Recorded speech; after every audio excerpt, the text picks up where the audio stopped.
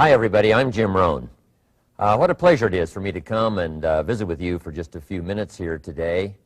Tell you briefly a little bit about my story and share some ideas that might be beneficial. I've lectured in some high school classrooms in California and Arizona and some universities and colleges, Pepperdine University, San Diego State, Arizona State University. And so I've had a chance to talk to kids that are interested in themselves and interested in their future, interested in America, interested in what they can do with their lives, and listening to stories that might be beneficial. And I don't have a chance to, visit all of the schools and universities around the world, so this is a great chance for me by video to have a chance to tell you my story. Just briefly, let me tell you my story. I grew up in Idaho, farm country. My father still lives on the old homestead where I grew up, southwestern Idaho. He'll be 91 his next birthday, and I'm very proud of him. I went to high school. I graduated. I went to college 1 year. Halfway through my second year, I decided I was smart enough, so I quit. One of my major mistakes. I should have stayed in school. But I thought, heck, I'm smart enough to get a job. And back then I thought, that was it. If you're smart enough to get a job, what else would you need? Found out later, a big mistake. But anyway, I quit school at age 19, went to work. A little while later, persuaded a beautiful young lady to marry me with a lot of fancy promises. And fortunately for me, we got married. A little while later, I started my family. And I'm out there working hard, doing the best I thought I could. But year by year, I kept falling a little further behind, buying a little more than I could conveniently pay for on time. And the creditors are finally starting to call saying, hey, you told us the check was in the mail. I'm not feeling at all good about that. About age 25, I've got pennies in my pocket, I've got nothing in the bank, and way behind on my big mouth promises to my family, and wondering what could I do to make my life better. I was willing to work hard. That was not my problem. But I just wasn't making the progress I wanted to make. And then good fortune came my way. Sometimes it's difficult to describe good fortune, why something remarkable happens to you at a particular time. One of my friends says, well, hey, things don't just happen. Things happen just. And maybe that's it, I don't know. But my good fortune was I had a chance to meet a very wealthy man. His name was Mr. Schoaf, Mr. Earl Schoaf. A friend of mine had gone to work for him, and he started telling me about this man. He said, you got to meet this man. He's rich, but he's easy to talk to. And he's got a remarkable philosophy of life. And he kept going on, and I thought, well, I've got to meet this man. So shortly after that, I had a chance to meet this Mr. Schoaf, and I was impressed. He was rich. He was easy to talk to. Within a few minutes, I was dazzled. And I said to myself, I would give anything if I could be like that, rich and easy to talk to. What would it take? And then I thought, if I could just get around somebody like him, and if he would teach me and coach me, I would do it all. And that was my good fortune. A few months later, this wealthy man, Mr. Schoaf, hired me and gave me a job, and I went to work for him, and I spent the next 5 years in his employ. And then, unfortunately, at age 49, he died. But I got to spend 5 years with this remarkable man, his last 5 years of his life, and the first 5 years of my new life. And my dream came true during that 5-year period. This man took the time to teach me and coach me. He taught me the books to read. He taught me the disciplines, and he taught me the skills. And he taught me the changes to make in my language and personality. And the things he shared with me during that 5 years changed my whole life. Changed my income, changed my bank account, changed my future. I've never been the same. By the time I was 31 years old, I was a millionaire. So he taught me economics as well. So how lucky can you get to meet the right person at the right time who takes the time to share with you ideas that can change your life? A lot of rich people, right, don't take the time, but he did, and he also had the ability. Some people want to share their experiences, but they don't quite know how to say it, but he had it all, and he used language that I could understand, and those ideas greatly affected my life. I wish he was still alive today. If he was, I'd be calling him today one more time, thanking him for the time he spent with me sharing his life and his experiences that so dramatically affected my life. Then, how I really came to be invited to speak to you today. 30-plus years ago, I was living in Beverly Hills, California. And a friend of mine one day said, "Jim, you've got to come and tell your story to my service club." He belonged to the Rotary Club. And he said, "I know your story. Idaho farm boy makes it to Beverly Hills." But he said, "I know my club members would love to hear your story. Would you come and at our breakfast meeting and tell your story?" And I said, "Okay." So I arranged a little talk, went and shared my story that morning, and guess what? They liked it. And my phone rang. Another club called and said, "Would you come and tell us that story?" My phone rings. Another club calls, said, "We've heard about your story. We have a luncheon meeting. Would you come share your story?" First thing I know, I'm spending a little piece of my time giving these breakfast talks and luncheon talks. And then one day, a man who heard my talk about 3 times said, "Would you come and talk to my management and salespeople?" He said, "I've got this little company going, and he said, if you would spend some time talking with my management and salespeople, I'd be happy to pay you." And I thought, wow, wouldn't that be something? Tell my story and my experiences and get paid? He said, "I'd be happy to." Little did I know, that was the beginning of a whole new, brand new adventure for me in sharing my story in speeches and talks and seminars and lectures. And now this business, it's become one of my most flourishing enterprises, takes me around the world. I went to many countries just this year, had my largest audience early this year in Spain, 12,000 people, 10 different languages being translated at the same time, the whole audience with the earphones on. It's interesting when you lecture with multi-languages. You know, when you hit the punchline, you know, the Spanish laugh first, and then the French get it, and then finally the Italians get it, and last the Germans finally get it. And then I say, "Hey, the Germans finally got it. I guess we can continue." You know, some languages take longer to translate than other languages. But what an exciting adventure for me. I was in Israel this year. I lectured in France, my first trip to Prague, Czechoslovakia, Lisbon, Portugal. Last year I was in London lecturing. Happened to be there the same night Pavarotti was singing in London. So, a big dilemma for the people in London. Shall we go see Jim Rohn, or shall we go listen to Pavarotti? Well, I must admit he had more people than I did, like 150,000 more.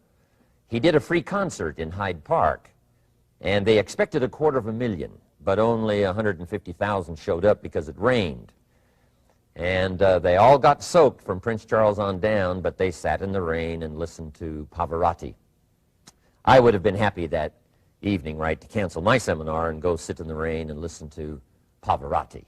Anyway, he and I have agreed now not to appear in the same city on the same day anymore. Not really, but how exciting for me to be able to travel all around the world and share my story. And then especially to have this chance today to come and visit with you. And when I get a chance to speak at a high school class or a university class, I'm always excited about it. I'm limited in time, so I wanted to use this way to come and share my story with you and some ideas that might be helpful in your career for the future, in your now busy life as a student, and then wherever you find yourself in the years to come. Some of the things I'm going to share with you, I want you to remember for a long, long time, because the ideas I want to translate for you drastically affected my life. And if I can share now and affect your life, and you write me a letter or tell me in person someday, "Mr. Rohn, I listened to your video and I watched it carefully, and sure enough, some of the ideas that you shared greatly affected me, and here's what's happened to my bank account, here's what happened to me in school, here's what's happening to my future," that'll give me great, great satisfaction. So the man who shared with me ideas that changed my life, I want to share with you 3 of those basic subjects. When I met him, I was 25 years old, and when I first got acquainted with him, I used a lot of excuses as to why I wasn't doing well. And he said, well, tell me a little bit about your story. And I told him, you know, I was behind on my bills, had pennies in my pocket and nothing in the bank, that I was embarrassed about being behind on my big mouth promises to my family. And then he gave me one little simple phrase that really forever changed my life. And here's what he said: Mr. Rohn, if you want the future to change for you, you've got to change. And he said, if you don't change, the next 6 years of your life is going to be just like the last 6. You'll still be behind on your bills. You'll still be behind on your promises. But then he gave it to me in the form of a promise. When I was 25 years old, I've remembered it all these years, and I've shared this promise now with probably over 3 million people in the last 30-plus years. And it's going to be valid for you, so listen carefully to this promise. My teacher said to me, young man, if you will change, everything will change for you. If you will get better, everything will get better for you. What a clear message that was for me. He said, if you'll change your philosophy, if you'll change your habits, if you'll refine your thinking, if you'll change and accept some new disciplines, if you'll turn the corner where you've been in the past, go for a new life for the future, he said, all kinds of remarkable things will happen for you if you will change. Before I met Mr. Schoaf, I used to cross my fingers and say, I sure hope things will change. I was hoping the government would change and the tax structure would change and that my boss would change and pay me more money. I was hoping that, you know, economics would change and prices would come down. And I was hoping that circumstances would get better. And then I discovered from my teacher that those things are going to continue the same. In fact, all of those things that happen to us is kind of like the wind that blows. And the wind blows on us all. In fact, in America especially, the last 6,500 years of recorded history, we've got probably the most favorable wind that's ever blown. Economics and circumstances, living in a free country, democracy and freedom, an excellent economy. Sure, we struggle at times, but compared to the rest of the world in the last 6,500 years, we've got the best wind ever. But if you just let the wind blow, I'm telling you, it won't take you where you want to go. All of us must use this wind to take us to the dreams we've got, to the equities we want, to the money we want, to the income we want, and to all the things we want our life to have. This is where we want to go, and we've got a good wind, but we must not leave our future just to the wind, just to the economy, just to the structure of the way things are happening today. Here's what we must learn to do, and that is set a good sail. And if you'll learn to set a good sail, and that's what my teacher taught me in those early days. He said, Mr. Rohn, the wind is going to blow however it's going to blow. Politics are going to be politics, and the economy is going to be the economy. And however it turns out, that's the way it's going to be. What you must learn to do is not to wish for a better wind. That's naive. The key is to wish for the wisdom and the skills and the learning so that you can set a better sail. And so that's what I did at age 25. I went to work not on the economy. I went to work not on the community. I didn't go to work to try to change the government. I didn't go to work to try to change my boss or the company. I didn't go to work to try to change circumstances. I went to work to try to change myself. And I picked up that promise. My teacher shared with me that if I would change, my income would change. If I would change, my bank account would change. If I would change, my future would change. And sure enough, his promise came true for me. The first 6 years of my economic life, I wound up broke. Those pennies in my pocket, nothing in the bank, behind on my promises.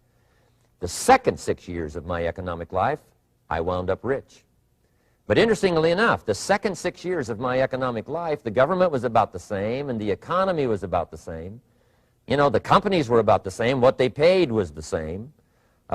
Circumstances around me were the same. You know, my negative relatives were the same. But I was not the same. That's how my life changed. And that's how things started working for me, changing my life all those years ago. So that's what I wanted to share with you to begin with, this beginning of what Mr. Schoaf shared with me, that if I wanted my life to change, this was what I was going to have to do. And so he broke it down into 3 subjects that really made an impact on my life, and I want to share those with you. The first subject he called personal development. And the second subject he called setting goals. And the third was how to become financially independent. And I'd like to give you just a few clues from those three major subjects that so dramatically affected my life. And let's get started. The first one is personal development. Now, in illustrating personal development, Mr. Schoaf, my teacher, started with money. You know, money's not the only place to start in talking personal development, but it's where he started, so let me share the thoughts he shared with me back then. Let me share them with you. Here's the best lesson I can give you on economics. It's very simple. We get paid for bringing value to the marketplace. That's about as simple as I can put economics. We get paid for bringing value to the marketplace. Now, it takes time to bring value to the marketplace. However, we do not get paid for time, so we cross that out. Mistakenly, the man says, I'm making about $20 for an hour. Not true. If that was true, you could just stay home, right, and have them send your money. So that's not true. We don't get paid for time. We get paid for value brought to the marketplace. Now, since that's true, here's one of the key questions of my talk to you today. Is it possible to become twice as valuable to the marketplace and make twice as much money in the same time? Is that possible? The answer is yes. Could you become 3 times as valuable as you might be right now to the marketplace and make 3 times as much money in the same time? And the answer is yes. 5 times, 10 times? Of course. America is unique. It's a ladder to climb. It starts down here, let's say, at $5 an hour, and it keeps going up. Top income last year, $80 million. The guy who runs Coca-Cola. Now, that's a heck of a ladder. That's why everybody wants to come here, right? The boat people are not headed for Vietnam. People haven't plotted and schemed for 50 years saying if I could just get to Poland, everything would be okay. Not true. Everybody wants to come to America. And the reason is because we've got the best wind ever blowing in our favor. We've got the best economic opportunity anybody's had in 6,500 years. And all you have to do is understand it and take advantage of it. Now, there's some key questions to ask here. Why would the marketplace pay someone only $5 an hour? Very simple answer. They're not very valuable to the marketplace. Now, we must underline to the marketplace. This person might be a very valuable brother, yes. Member of the family, valuable, yes. Valuable member of the church, of course. Valuable citizen of the country, yes. Valuable in the sight of God, no doubt. We're all of equal value in the sight of God. But if you're not very valuable to the marketplace, you don't get much money. You say, well, it shouldn't be that way. Well, then you got to start your own country. You know, this one's been in process for 200 years, and this is the best we've been able to come up with so far. But here's the key. You don't have to stay here. Now, there was a big debate in Congress last year that this $5 was not enough, should be 6, should be 6, should be 6. But we don't need legislation. 6 is already on this ladder. The next step up. You know, if you work for McDonald's, they'll pay you $5 an hour to take out the trash. If you whistle while you take out the trash, they'll pay you $6 an hour. So we don't need that legislation. You just need to take lessons on how to whistle. Have a good attitude. Now, as you begin to climb this ladder, why would the marketplace pay some people $50 an hour? Answer, evidently, they must be more valuable to the marketplace. 10 times more valuable. And is that possible for someone to be 10 times more valuable and earn $50 an hour instead of 5? And the answer is yes. That's what America is all about. Now, why would the marketplace pay some people $500 an hour? Evidently, this person must be much more valuable to the marketplace. That's what's important to understand, to the marketplace. And would the marketplace pay one person $80 million for 1 year's work? And the answer is, of course. If you helped a company make $1 billion, would they pay you $80 million? I'm telling you, it is possible. And that's why America is so exciting. That's why this financial ladder is so exciting. It's possible for all of this to come true for all of you, no matter where you start. As a student in school, just getting started out there in the workplace, this is all possible for you. Now, Mr. Schoaf gave me the clue on how to climb this ladder as high as I wanted to climb. Now, we're talking primarily economics here. There's a lot of other ways to become valuable to your family, valuable to your friends, valuable to the community, valuable to the team, right? Valuable to the team effort, valuable to the concert. But here's what he said to me.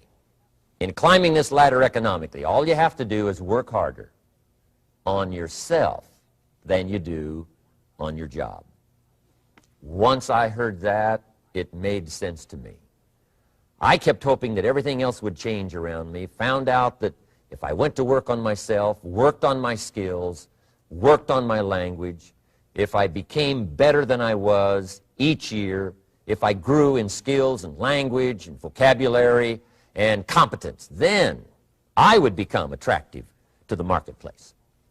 Not very long ago, a company called me and said, Mr. Rohn, we're expanding internationally. We'd like to have a bit of your expertise to help us. Would you give us a bit of your time? We'll add some millions to your fortune. And I said, okay. And I thought later, isn't that interesting? They would call me. Then my second thought was, of course they'd call me. Who else would they call? I can get the job done. Now, what a contrast for me, farm boy from Idaho, raised in obscurity, parents of modest means, broke when I was 25. How come I would get a telephone call and someone offer me a lot of money to help them in expanding around the world? Simple answer, evidently. Something happened to me between age 25 and where I am today. And I can tell you where it all started. From my teacher, Mr. Schoaf, who said to me, we don't have to change what's going on out there. That's the wind that's blowing. All we have to do is change what's going on in here. And now there's several ways to do that on personal development. And let me give you those ways. Here's the first one. We must learn from personal experience.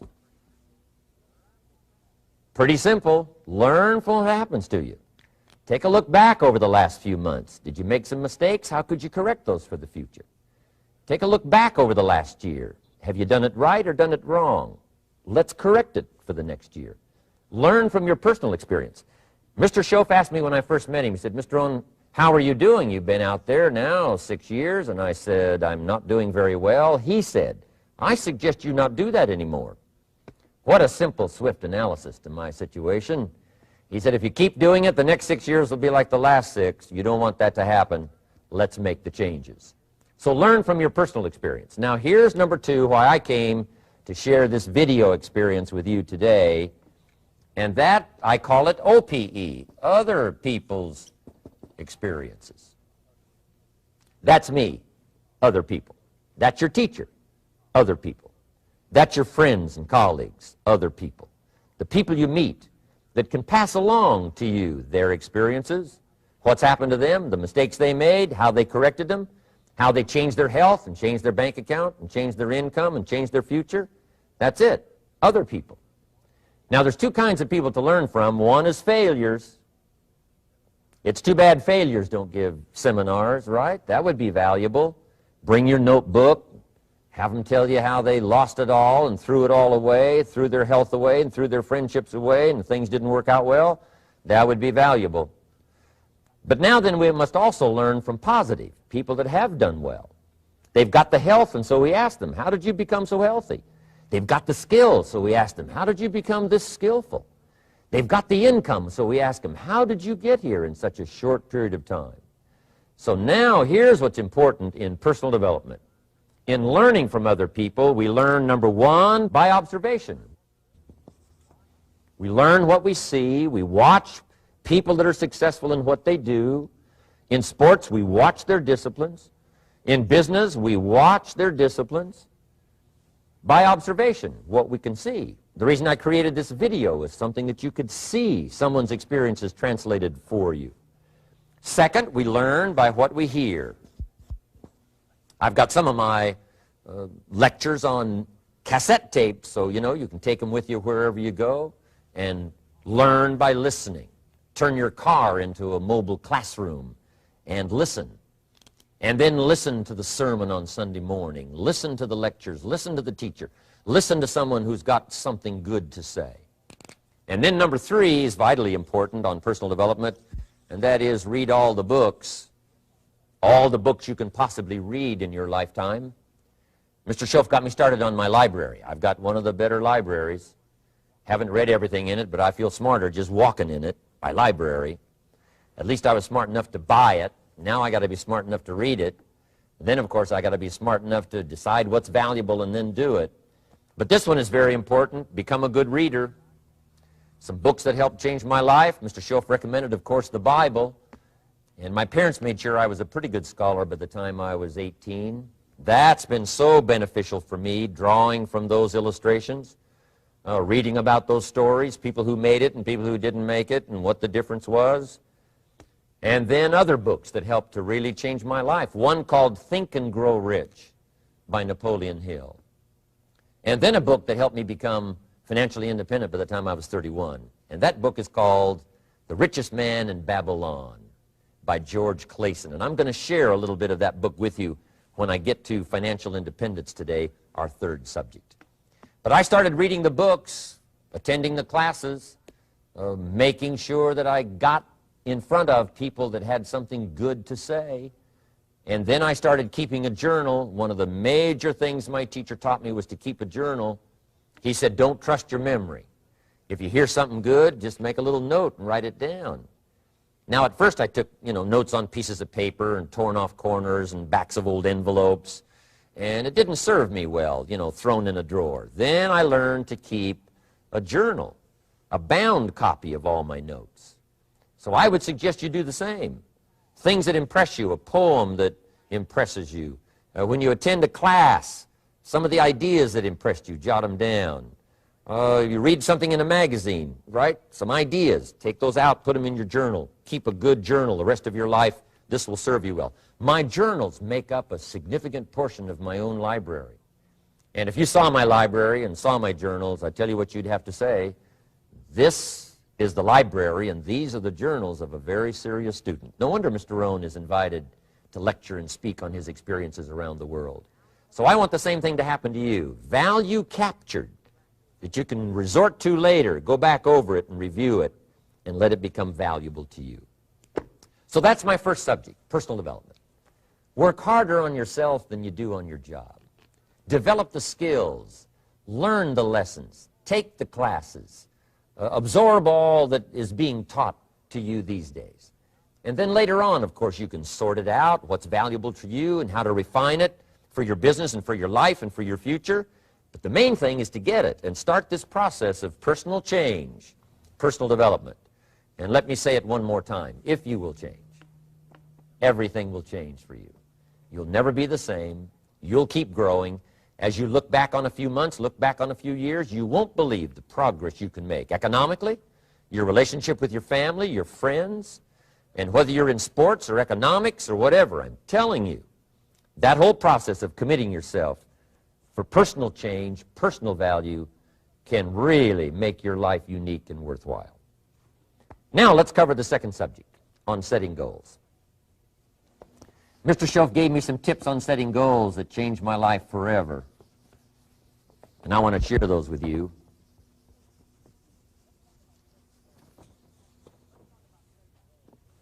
So let's talk about setting goals, and I also want to tie it to personal development, and you'll see how I'm going to do it as I progress here. Setting goals. We need to take a look into the future. There are 4 things to consider in terms of attitude. One is how you feel about the past. Best advice I can give you on that is treat the past as a school. Let it teach you the mistakes you've made, the things that went wrong, the things that didn't work. Don't use the past as a burden to carry, and don't use the past as a club to beat yourself to death. Past losses, past failures, past mistakes. But let the past be a school. Tough school maybe. We've all been through some tough stuff. So if you feel good about the past, draw from it for experience and let it teach you. Then next is how you feel about the future. We've got to have the future well designed. The future is called the promise. And here's what we teach in our leadership series. The promise of the future can be an awesome force for your own future. The promise of the future, designing the future. There's two ways to face the future. One is with apprehension, and the other is with anticipation. I promise you, in my travels around the world, most people face the future with apprehension. And here's why. They don't have it well designed. They've sort of left that up to someone else to fix. But here's the best way to face the future, with anticipation. And you can face the future with anticipation if the future is clear, if the future is well designed.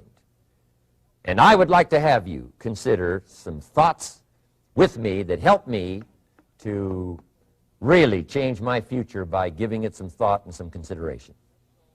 And here it is. In setting goals, it's very simple. Number one, decide what you want. You just take a little time. You sit down and say, what do I want? What kind of skills do I want? What kind of income do I want for the future?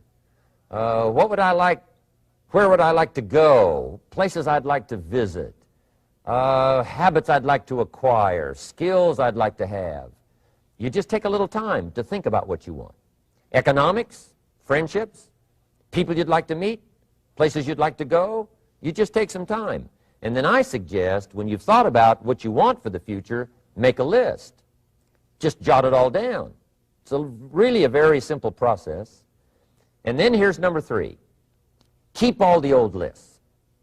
I'm telling you, this served me so well, keeping my old list of goals. I look back now 10, 20 years ago at goals I set, lists I made, and I smile now because here's what I thought was so important, 20 years ago. Now some of those things aren't even on my list.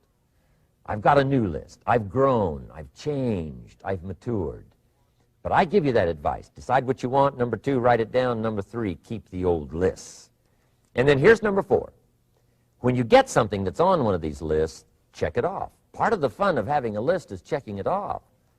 And then if you can add some drama to checking it off, see, that's what really helps. I set a goal to go to Spain many, many years ago. And when I finally made my first trip to Spain, I had that journal with me that had that list in it.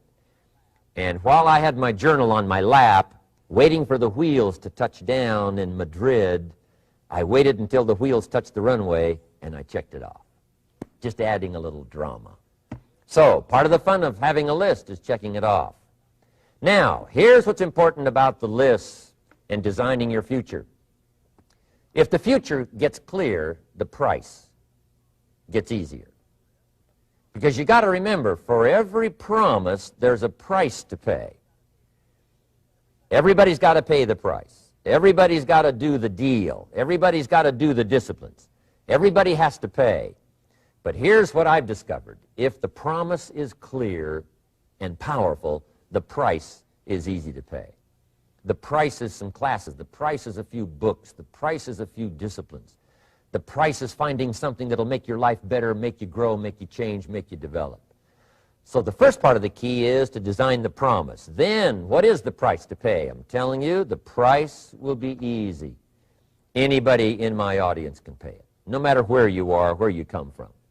Color doesn't matter, religion doesn't matter, where you grew up doesn't matter, circumstances don't matter. I'm telling you, if you'll make the promise of the future clear for yourself, the things you want, the places you want to go, the things you want to have, the person you want to become, the skills you want, the homes you want, the future you want, the friends you want, all of the values of life that you could possibly want. If you'll make that clear, make those lists, and be serious about it, I promise you it's an easy price to pay. Anybody can pay it. And the best advice I can give you is, if I can do it, you can do it.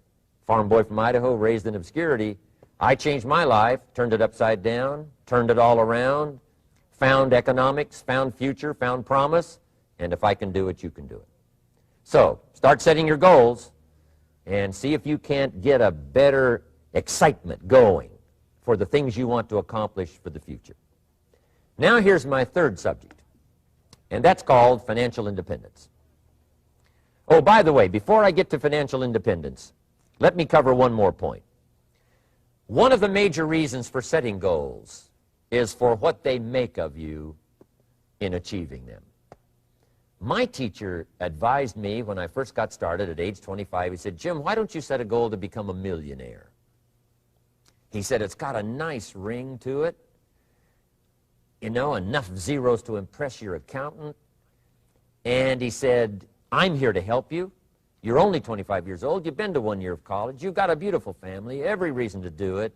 Why don't you set a goal to become a millionaire?" And he said, "Here's why."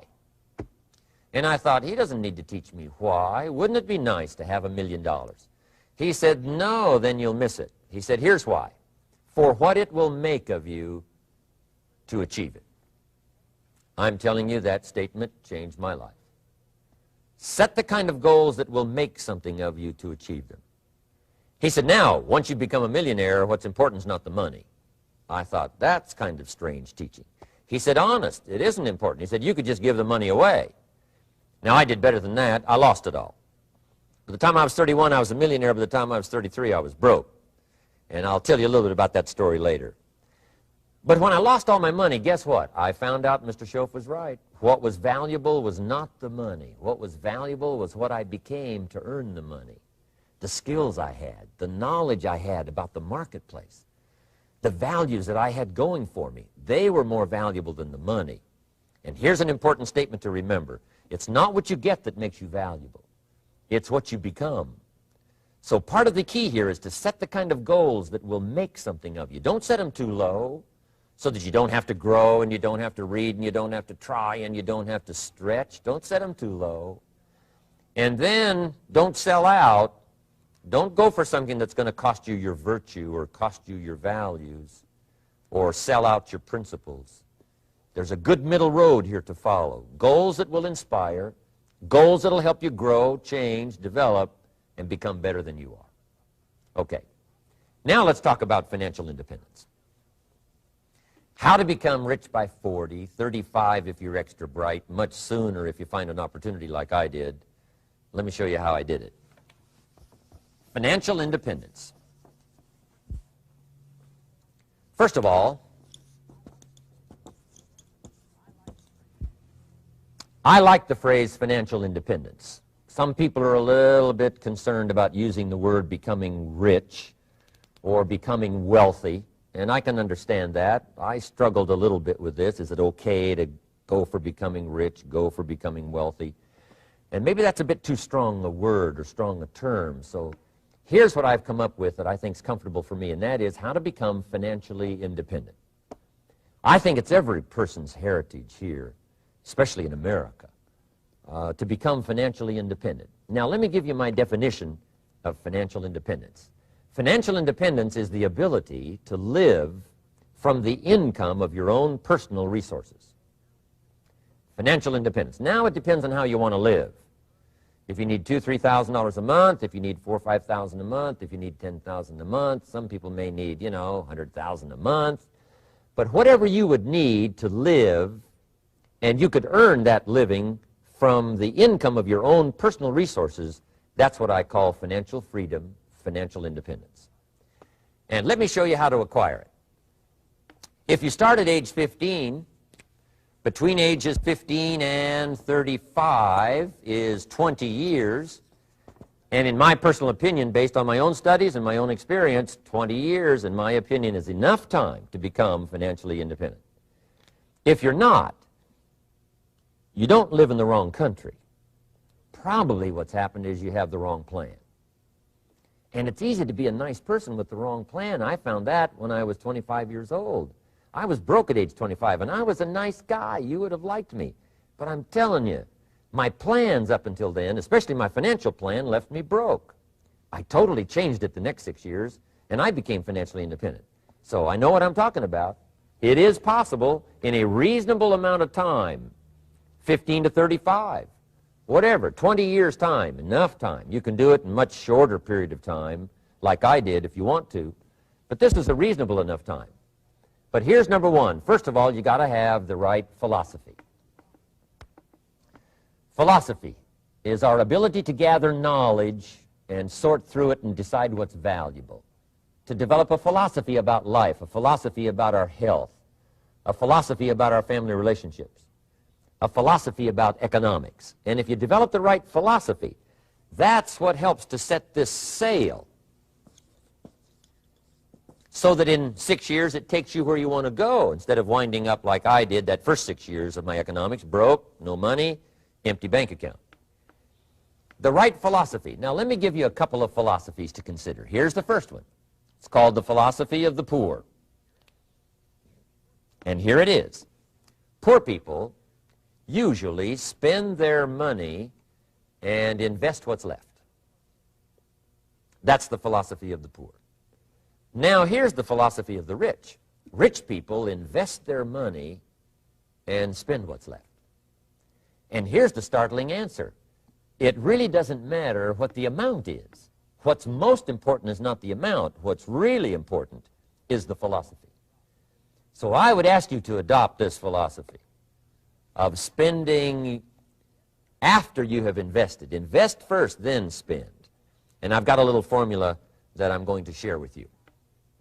Now, what should a child do with $1? I mean, there's a lot of debate going on, I'm sure, across the country on what a child should do with $1. Here's one opinion. It's only a child and it's only $1. What difference does it make? Well, in my opinion, it makes all the difference in the world.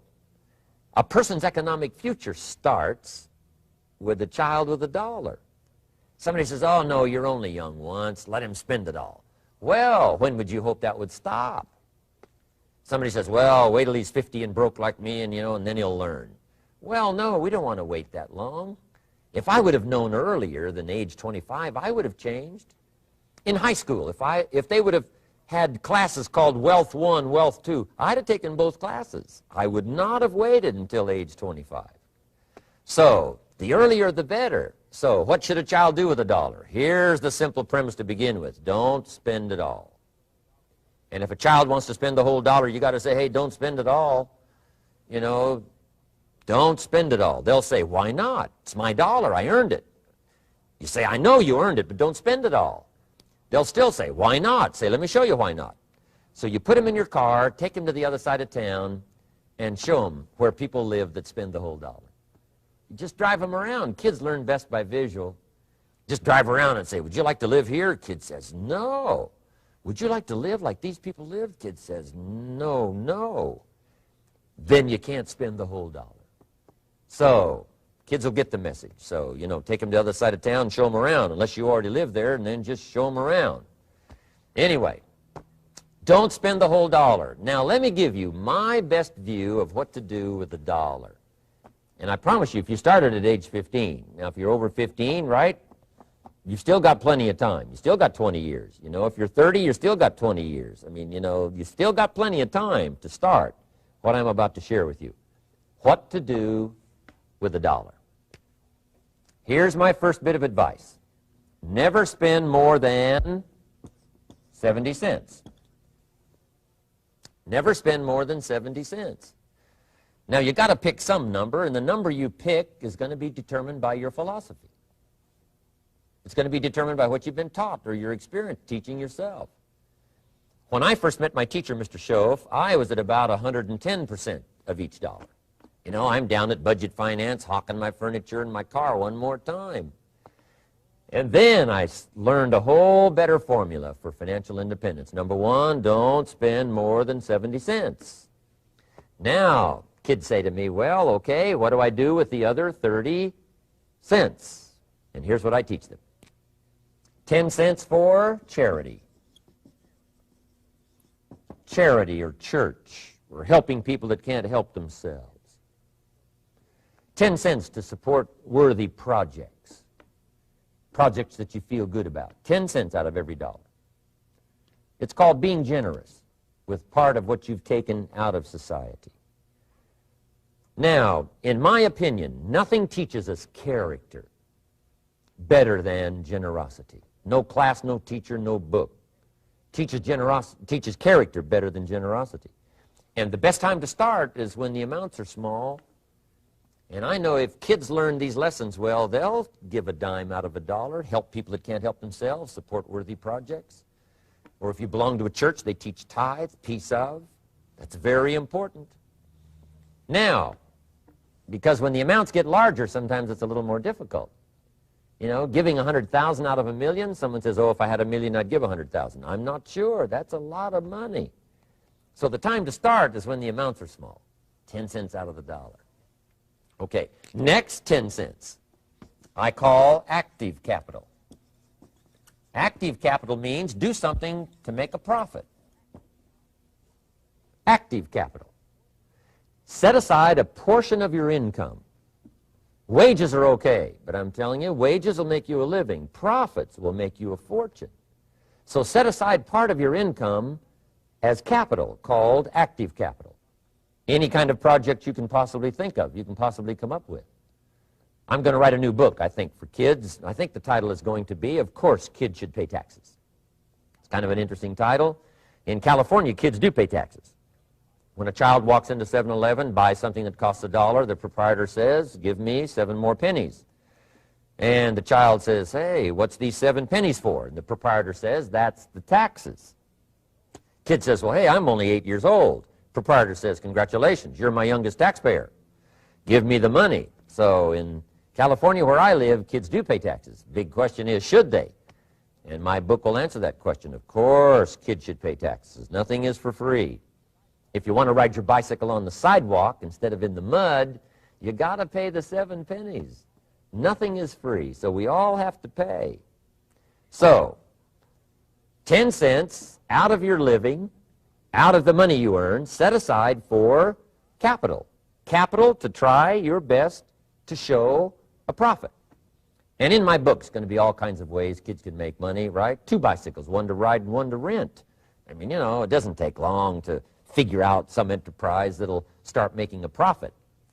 Then you must jot this down if you're taking notes. Profits are better than wages. Own business, things have worked out for you for the future. The position you always want to be in is the power position, and that's called the lender. The lender is the power position.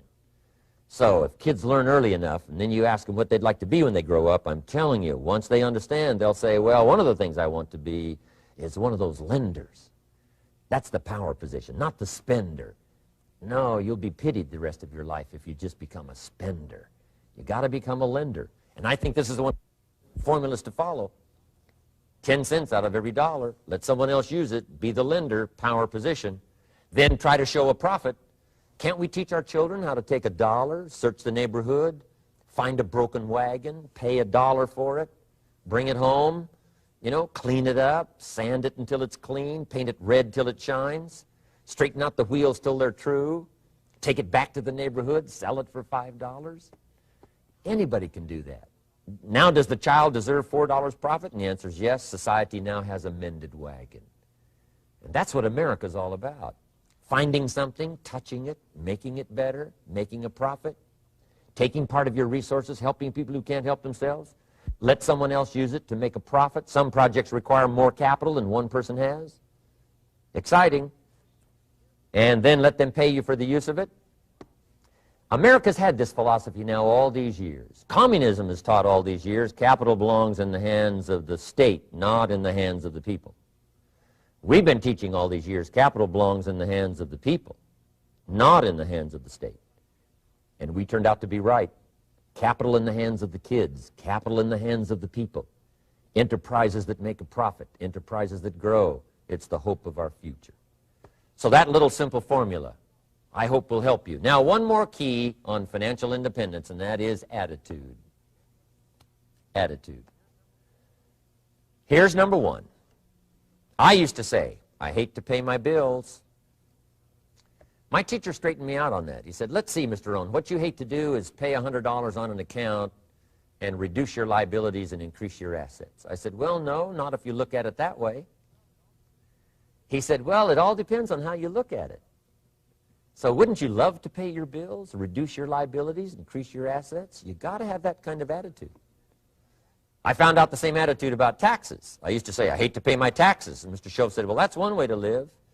But don't you understand? Taxes is how we care and feed the goose that lays the golden eggs. Wouldn't you want to do your share? Someone says, yes, but the goose eats too much. Probably true. But hey, we all eat too much. We all need to go on a diet. Better a fat goose than no goose. So I finally became a happy taxpayer. Now, I think taxes are too high, so I'm working to get taxes lowered for our economic future. But then whatever they turn out to be, I gladly pay, do my part, because that's what makes the whole system run, each of us doing our part. Now, I want these three subjects to be valuable for you. I want them to have meaning for you. I want you someday to be financially independent. I want you to have the personal development so that you feel good about yourself. If I had a chance to meet you someday, I'd like to have you show me the list of goals that you got started and say, Mr. Rohn, here's some I've already checked off. Here's the books I'm reading. Here's what's happened. I'm developing the skills. I'm better this year than I was last year. I've got more self-confidence. My skills are developing. That's what I want for you, and that's why I took the time to come and share in this video message with you.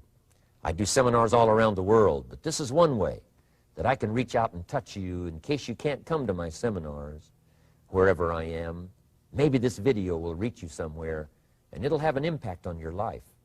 And what I'd like to do is later hear about it, a letter, phone call, or to have a chance to meet you in person. And now I'd like to leave you with these 4 questions called questions to ponder. These questions were valuable for me, and I want to make them valuable for you. Here's the first one, why?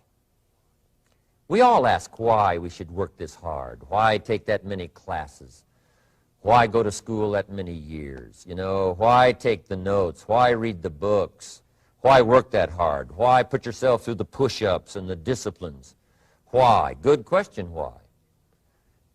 Best answer to why, I think, is the second question. Why not? Why not see how many books you can read, how many classes you can take, how many skills you can develop? Why not see how valuable you can become to the marketplace and to your friends and to your family? Why not see what you can make of yourself? Why not see how far you can go, how much you can see, how much you can earn, how much you can share? Why not? That's the heritage all of us have, in America especially, is to see what we can make out of our lives now that we've been given this extraordinary opportunity. Now, my third question I'd love to ask you in person. But since I can't do it in person, I want to ask it of all of you. But I want you to take it personally. And my third question is, why not you? Why not you? With good self-esteem. Why not you starting to change and setting goals? Why not you starting to make progress toward financial independence? If I can do it, you can do it. I wished I had a lot more testimonials here today besides mine. A whole steady stream that would come by and tell you their story. Someone who started with nothing, finally run a big enterprise. A mother who was on welfare, now she owns her own business. In addition to my story, I wish I had a lot more. And if all of them told their story, guess how they would probably wind up their story? They'd probably say, just like me, why not you? If we can read, you can read. If we can change, you can change. If we can figure it out, you can figure it out. If we can turn it around, you can turn it around. There isn't anything you can't accomplish. That's what those testimonials would say. And so I want to say it to you personally. Why not you? You've got the brains. You've got the stamina. You've got the vitality. You've got the interest. You've got your life ahead of you. You've got the future.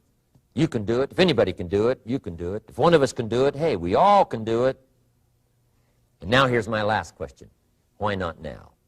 This is a good time. As the 20th century starts to wind down, a few more years as we get ready for century 21, what a good time to set your goals, work on yourself, work on your skills. What a good time to get it together. What a good time to start this process. Personal development, growing, changing, developing, having a good plan for your money and for your life and for your future. Why not now? And I hope I have a chance to see you one of these days and share with you the experience, the reaction, the response you might have had from my message today.